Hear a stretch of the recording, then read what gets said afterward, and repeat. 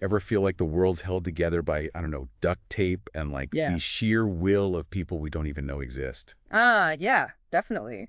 Well, today we are diving into the world of one of those unsung groups, rotating equipment engineers. You said there was some really fascinating stuff from RoleCatcher, and honestly, I feel like I'm about to get like a whole masterclass in how things actually work. Yeah, it's easy to take for granted, right? Totally. But I mean, everything from like those massive wind turbines that you see to the pumps that are pushing oil around, all of that Yeah. is thanks to these engineers. They're the ones making sure that like the spinning heart of like countless industries is actually like keeps beating. Okay, you've definitely piqued my interest. Uh, What are we talking about here? Is it just turbines, or like how much bigger is this world of rotating equipment? oh, it's way more than turbines. Yeah. I mean, obviously those are cool, but like think pumps, compressors, even things like centrifuges Yeah. in like a lab setting. Basically, if it spins and it has like a critical job to do, a rotating equipment engineer was probably involved somewhere. So it sounds like a way more diverse field than people realize. But what does a day in the life of a rotating equipment engineer even look like? Is it all equations and blueprints, or is there like a hands-on element too? It's actually a blend, Okay. which is what makes it really dynamic. So you could be at a computer using CAD software to design like a new pump system one day, and then like literally the next day be on site at a refinery troubleshooting, a vibration issue with a massive compressor. Hold on. On site at a refinery. Yeah. That does not sound like your typical desk job. Exactly. And that's something that RoleCatcher really highlights is they talk about how these engineers often work in like really challenging environments. Like we're talking offshore oil rigs, desert solar farms. It's not for everyone, but for those who love variety and, maybe a bit of adventure, it can be incredibly exciting. Okay, so adventurous, definitely diverse. But let's be honest, a lot of our listeners care about the career prospects too. What's the job market looking like for rotating equipment engineers these days? This is where it gets really interesting. So RoleCatcher points out that this field is actually facing a bit of a skills gap right now. Really? Yeah. So you see a lot of like the really experienced engineers are, getting close to retirement, Right. and there just aren't enough like young professionals to fill those roles. Well, it's good news for anyone looking to get into the field right now. Exactly. RoleCatcher's data shows that companies are like really clamoring for skilled rotating equipment engineers, and they're willing to offer, competitive salaries and benefits to attract like the top talent. All right, so high demand, potentially exciting work environments, but they're not just going to hand you the keys to a power plant, right? What kind of skills and education do you actually need to like break into this field? So you've got my attention with this whole high demand thing. But like you said, they're not just going to hand someone the keys to a power plant, right? Yeah. What does it actually take to, break into this field? What skills, education, all that? Right. You're not just born knowing how to fix a turbine. It definitely takes more than, just a love for spinning things. A solid foundation in engineering is key, for sure. Okay. And RoleCatcher really emphasizes mechanical engineering as like the most common path. But I think what's interesting is they also highlight, related fields. Like if you were into chemical engineering, electrical engineering, even petroleum engineering, these are all viable options. And I think that speaks to how interdisciplinary this field really is. It's interesting you say that because I think rotating equipment, my mind goes straight to like gears, turbines. But then when you throw in like chemical or petroleum, it clicks that there's like a whole other level of complexity depending on what's flowing through that equipment. Exactly. You're not just designing like the equipment in a vacuum. You're thinking about the properties of the fluids or the gases it's handling, the temperatures involved. Right. This is where a strong foundation in, physics, thermodynamics, fluid mechanics, all that stuff, that's fun. All the fun stuff. That comes into play. Okay, so those core engineering chops, Non-negotiable. But RoleCatcher also mentions certifications that can give you a leg up, specifically the CRE and the CMRP.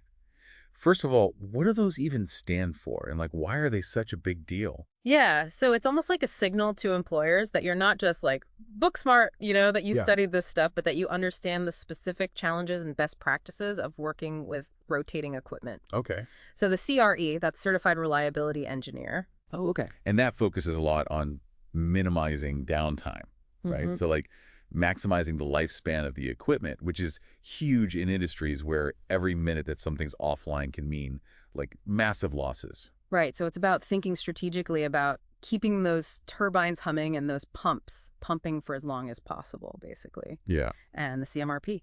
So that's your certified maintenance and reliability professional. So that one's a bit broader.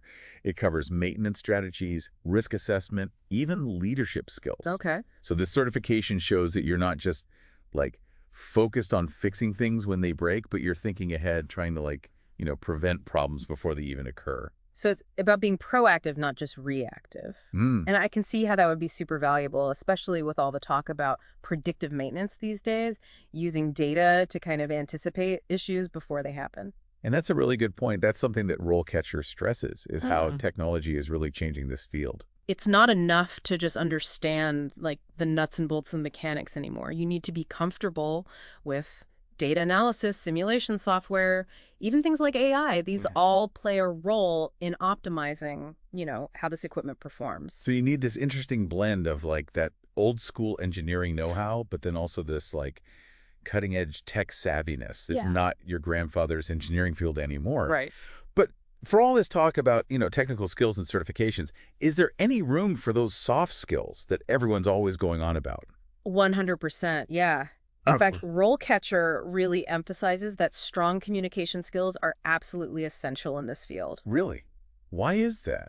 Because, I don't know, I picture like the lone engineer, brilliance radiating off them as they're like tinkering away at this like complex piece of machinery, Right. Not exactly the like social butterfly. Yeah, and that might be the stereotype, but the reality is far more collaborative. You're constantly working with teams, other engineers, project managers, technicians, even clients sometimes. So being able to explain complex issues clearly, like justify your design choices, navigate disagreements diplomatically, these are all huge for success. So it's not just about being right. It's about being able to bring people along with you and making sure everyone's on the same page. Exactly. Yeah. And remember, these are often like high stakes projects, right? We're talking big budgets, even bigger consequences if things go wrong. Yeah. So effective communication, that can make all the difference. It really stresses that engineering, at its core, it's about like, solving problems, making life better for people. Yeah.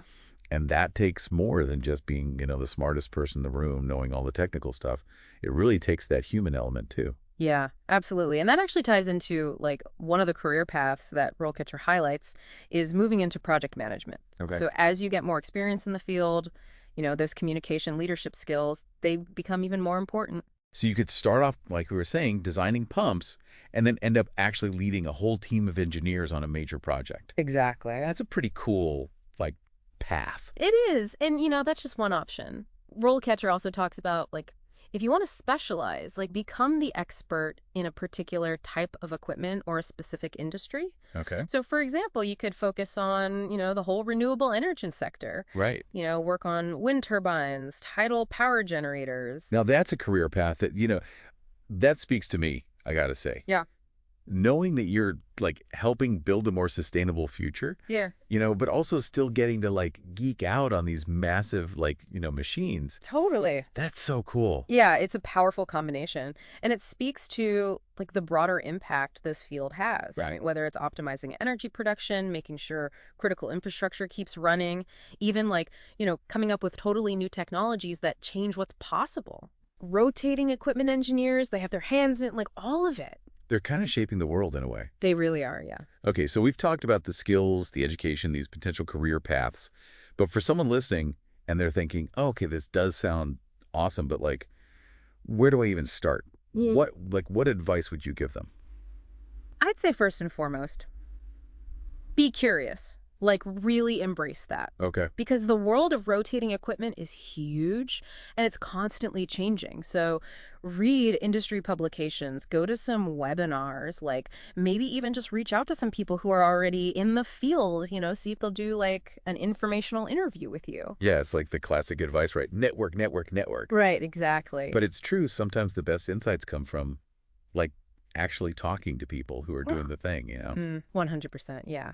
And this is where, a platform like RoleCatcher can be so helpful because they go way beyond just like, here's a list of jobs. They're giving you resources, insights, even tools powered by AI that help you connect your skills and like what you want to do with the opportunities that are actually out there. So it's like having a personalized career coach but like in your pocket. Exactly. They help you figure out not just what jobs are out there, but like, which one's the right fit for you. Exactly. That's really cool. And that's what makes this whole deep dive so interesting, I think. We didn't just like scratch the surface of, here's a job title. Right. We looked at the challenges, the rewards, how you can grow in this field, even like the impact it has, on the world we live in. So whether this gets you thinking about a career change or just, gets you a little more curious about this stuff, hopefully you feel like you can go out there, explore your options, really take control of where you're headed next. Yeah. Absolutely. Well said. And I think it's been quite the ride, from giant turbines to like, why communication skills are so important in engineering. Yeah. I've learned a ton. I have a feeling everyone listening has too. So until next time, keep those gears turning. Remember, the world needs more people who are passionate about, keeping things spinning.